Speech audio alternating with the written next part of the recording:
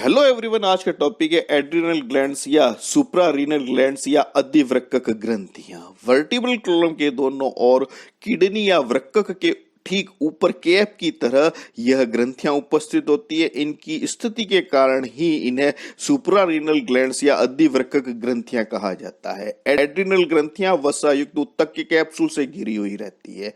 Adrenal glands की संरचना या स्ट्रक्चर।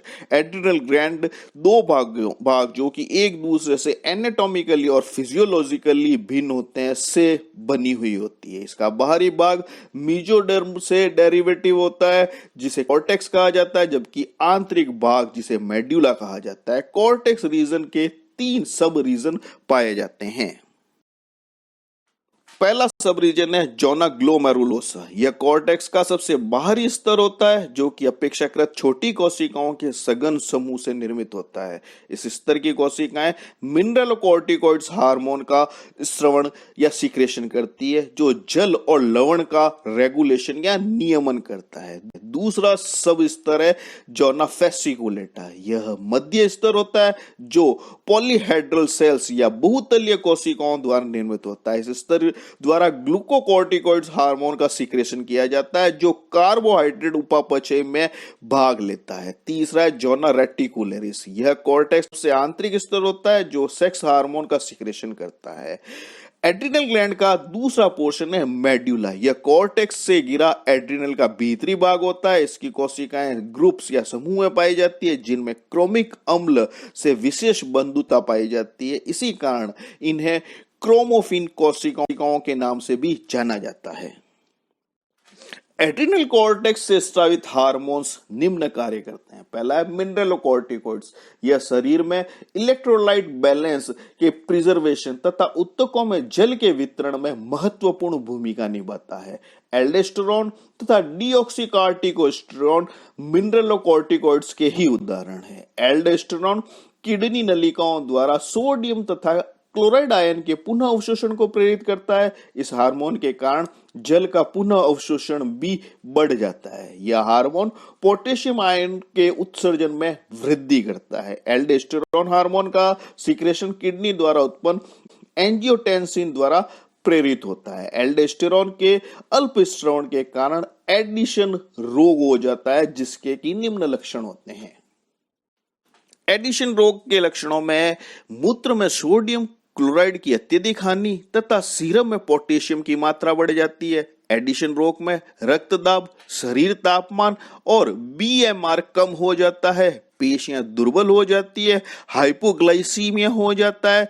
भोजन की इच्छा कम, वॉमिटिंग तथा गैस्ट्रोइंटेस्टाइनल डिस्टर्बेंस उत्पन्न हो जाता है। एडिशन रोग में मेलानिन के डिपोजिशन के कारण चेहरे व हाथों की त्वचा का रंग भूरा या ब्राउनिश और ब्रॉन्जिंग कांस्य रंग का हो जाता है। नेक्स्ट है ग्लूकोकॉर्टिकॉइड्स।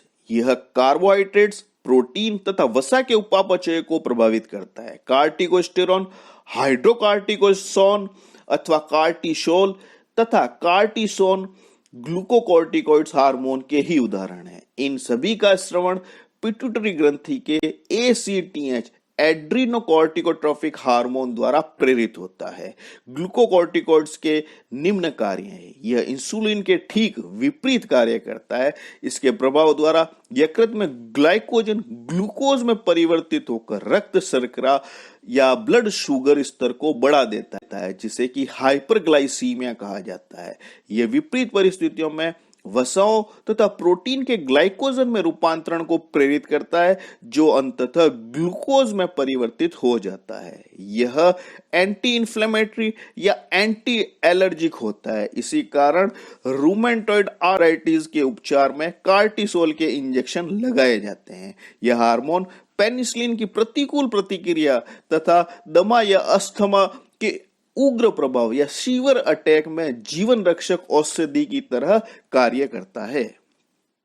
ग्लूकोकॉर्टिकॉइड्स का उपयोग त्वचा एवं नेत्र रोगों की चिकित्सा में मलहम की भांति भी किया जाता है। इसका उपयोग अंग प्रत्यारोपण या ऑर्गन ट्रांसप्लांटेशन में भी किया जाता है। कार्टिसोल के अति स्रवण के 2 प्रमुख कारण है एड्रिनोकार्टिकल हाइपरप्लासिया जिसमें कि पिट्यूटरी ग्रंथि की बेसोफिल कोशिकाओं की अति सक्रियता के कारण एसीटीएच के उत्पादन में वृद्धि हो जाती है, और दूसरा कारण है एड्रिनल कॉर्टेक्स में ट्यूमर का उत्पन्न हो जाना। इन दोनों के कारण एक कुशिंग डिजीज उत्पन्न होती है और दूसरा कुशिंग्स सिंड्रोम उत्पन्न होता है। कुशिंग्स डिजीज या कुशिंग रोग पिट्यूटरी ग्रंथि की बेसोफिल कोशिकाओं की अति सक्रियता के कारण होता है, वहीं कुशिंग्स सिंड्रोम एड्रिनल कॉर्टेक्स में ट्यूमर के कारण उत्पन्न होता है। हाइपर एड्रिनोकॉर्टिसिज्म अथवा कुशिंग रोग एवं कुशिंग सिंड्रोम के प्रमुख लक्षण निम्न है। हाइपरग्लाइसीमिया अथवा ग्लाइकोसूरिया, इसमें डायबिटिक लक्षण उत्पन्न हो जाते हैं। चेहरे तथा गर्दन के पिछले भाग तथा उदर में वसा का अत्यधिक जमाव हो जाता है। पोटेशियम के उत्सर्जन के कारण पेशीय दुर्बलता उत्पन्न हो जाती है। ग्लूकोनियोजेनेसिस के कारण भी पेशीय दुर्बलता उत्पन्न हो जाती है। साथ ही इनमें फीमेल में मेल लक्षण, जिसे कि विरिलिज्म कहा जाता है, उत्पन्न हो जाता है। इस स्थिति में चेहरे तथा चेस्ट रीजन में हेयर्स उत्पन्न हो जाते हैं, हिर्सुटिज्म हो जाता है, और साथ ही ग्रेजुअल एट्रोफी ऑफ ब्रेस्ट भी हो सकता है। साथ ही पुरुषों में महिलाओं के लक्षण उत्पन्न हो जाते हैं, जिसे फेमिनिज्म इन मेल कहा जाता है। एंड्रोजन अथवा एस्ट्रोजन यह हार्मोन द्वितीयक लैंगिक लक्षणों को प्रभावित करता है। डिहाइड्रोएपेंडेस्टेरोन DHEA तथा एंडोस्टेनिडियोन प्राथमिक एंड्रोजन्स है। इनके कारण नाइट्रोजन, पोटेशियम, सोडियम, फास्फोरस तथा क्लोराइड का रिटेंशन होता है। अधिक मात्रा में स्रावित होने पर यह नारी में मैस्कुलानाइजेशन उत्पन्न कर देते हैं। एड्रिनल का दूसरा भाग एड्रिनल मेड्यूला है। एड्रिनल मेड्यूला स्वायत्त तंत्रिका तंत्र या ऑटोनॉमिक नर्वस सिस्टम के सिंपैथेटिक भाग का डेरिवेटिव है। यह pre ganglionic symptomatic nerve fibres द्वारा उद्दीपित होकर दो हार्मोन का सिक्रेशन करता है, एड्रिनलिन अथवा एपिनेफ्रिन तथा नॉर एड्रिनलिन अथवा नॉर एपिनेफ्रिन। यह हार्मोन टायरोसिन अमीनो अम्ल के डेरिवेटिव होते हैं। एड्रिनलिन के कार्य, यह हार्मोन कंकाली पेशियों में ऑक्सीजन की आपूर्ति में वृद्धि करता है।